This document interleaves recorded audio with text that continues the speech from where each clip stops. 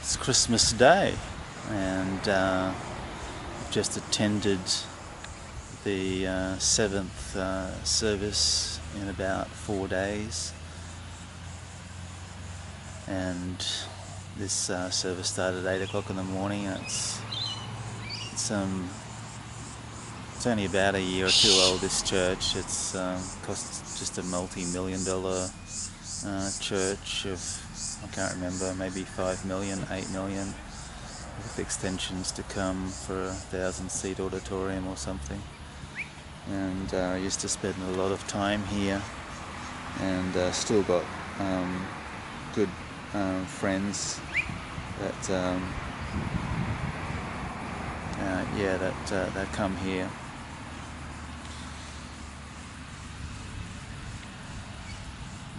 We're up to Matthew 23, 27. Woe to you, scribes and Pharisees, hypocrites, for you are like whitewashed tombs, which indeed appear beautiful outwardly, but are full of dead men's bones and all uncleanness.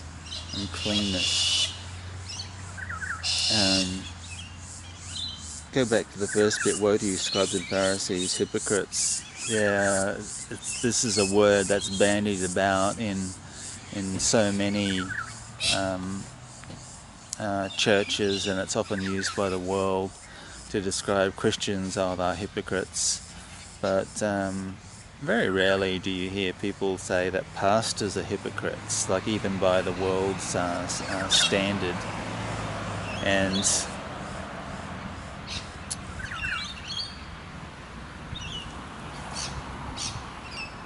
And there's nothing wrong sort of with that. Like, it's to have an attitude where the pastors and priests are hypocrites. Of course, if the priest is a pedophile, the word hypocrisy doesn't come up. It's on a different level altogether, and but generally it's to do with church-going Christians who live in a family and behave one way, and really they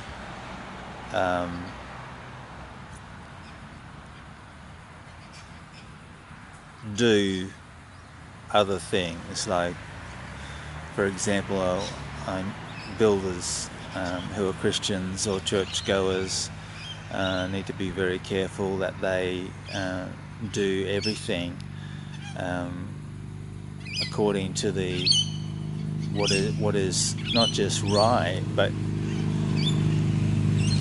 you really do have to turn the other cheek in this area. Like, if somebody says, oh, there's a crack in the wall, you really do have to say, oh, what else is wrong with the building? And you really do need to fix that up.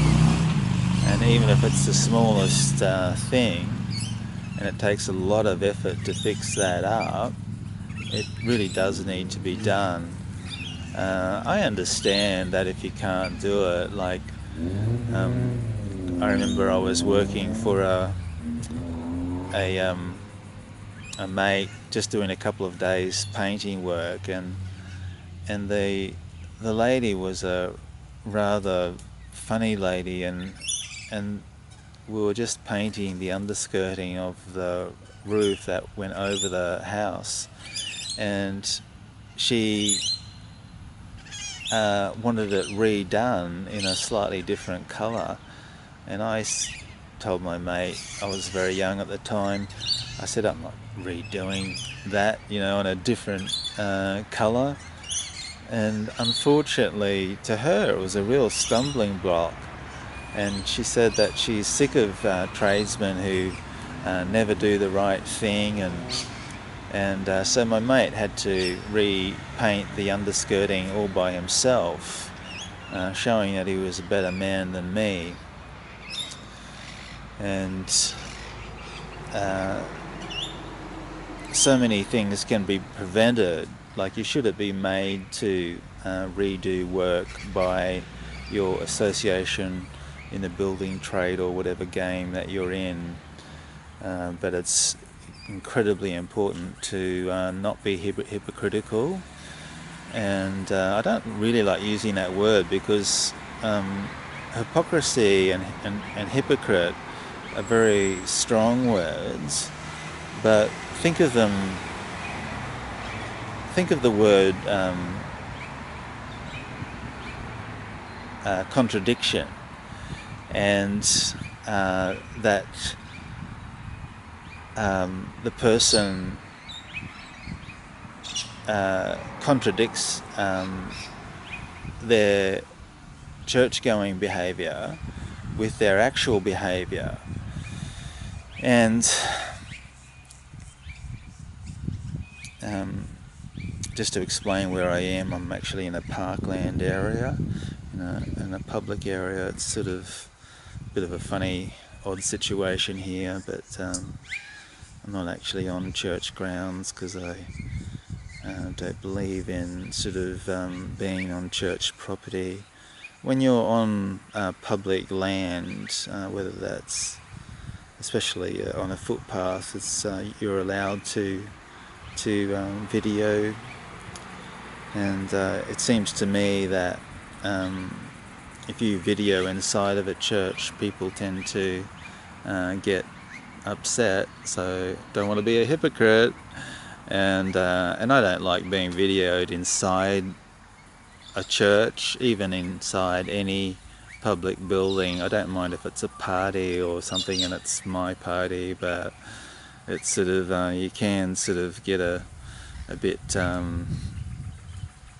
paranoid or whatever, because you don't know what the person will do with video. But photos, I don't mind. I think we're getting a little bit too crazy about photos. Fair enough if it's small children, and not taking photos of them, but it really, it's sort of I've seen people get visibly upset when I've taken a photo of them at a party. Instead of asking me to delete it, they just get really agitated. And I think, hey, it's a party. I mean, these are memories for the host. And but what sometimes people do is that you might do something wrong that's small, but really this person has something against you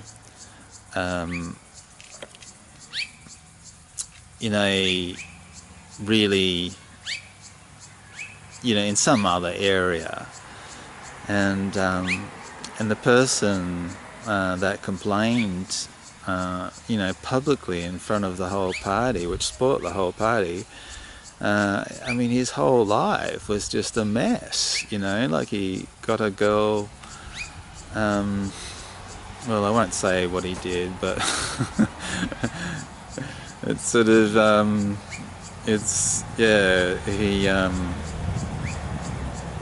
he wouldn't see himself as a hypocrite, and he himself really doesn't like Pharisees and Sadducees and priests and leaders. Why?